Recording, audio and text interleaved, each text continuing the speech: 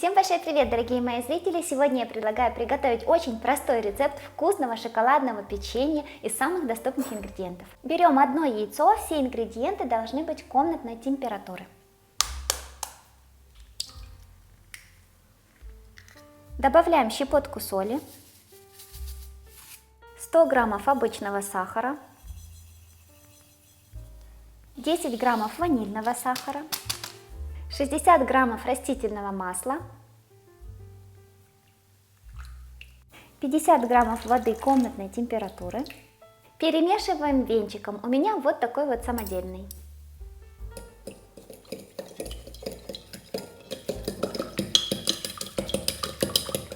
250 граммов муки. Добавляю сюда 20 граммов какао, 1 чайная ложка с горкой разрыхлителя. Перемешиваем. Просеиваем муку через сито.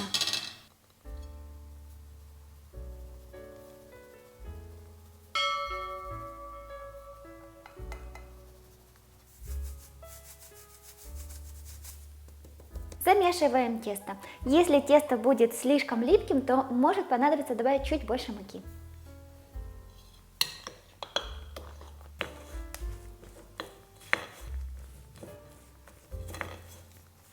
Выстилаем противень пергаментом.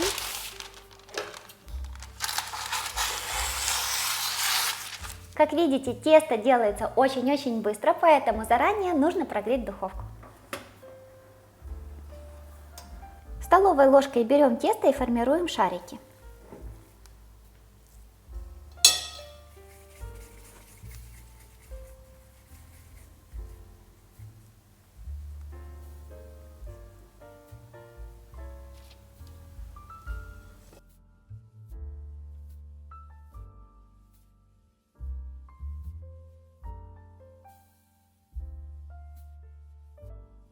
Всего у меня получилось 20 печенюшек. Каждую печенюшку немного прижимаем. Вот так вот.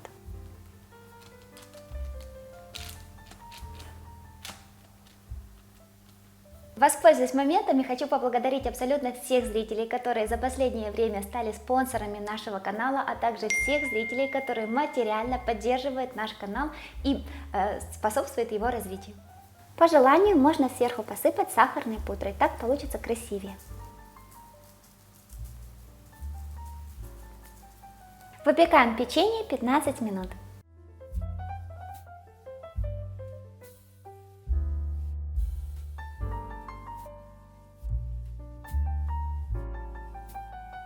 Печенье готово, вся кухня пахнет шоколадом. Вот такой противень печенья получился. Здесь приблизительно 500 граммов печенья. Мне кажется, приготовить его намного проще и быстрее, нежели сходить в магазин. Тем более ни миксер, ничего не надо, никакие дополнительные инструменты. Все можно сделать при помощи вилки и ложки. Давайте посмотрим, какое печенье получилось внутри.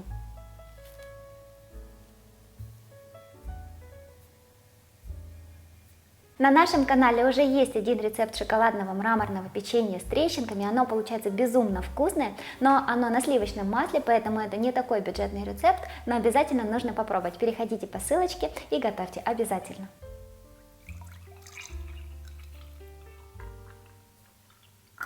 Ну что ж, давайте пробовать обязательно с молочком.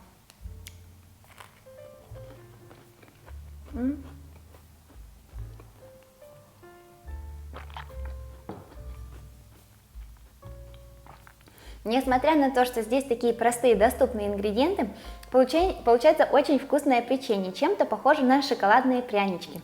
Обязательно попробуйте супер рецепт для домашнего быстрого чаепития. То есть не быстрый рецепт для домашнего чаепития. Я же с вами прощаюсь, всем пока, до новых вкусных рецептов.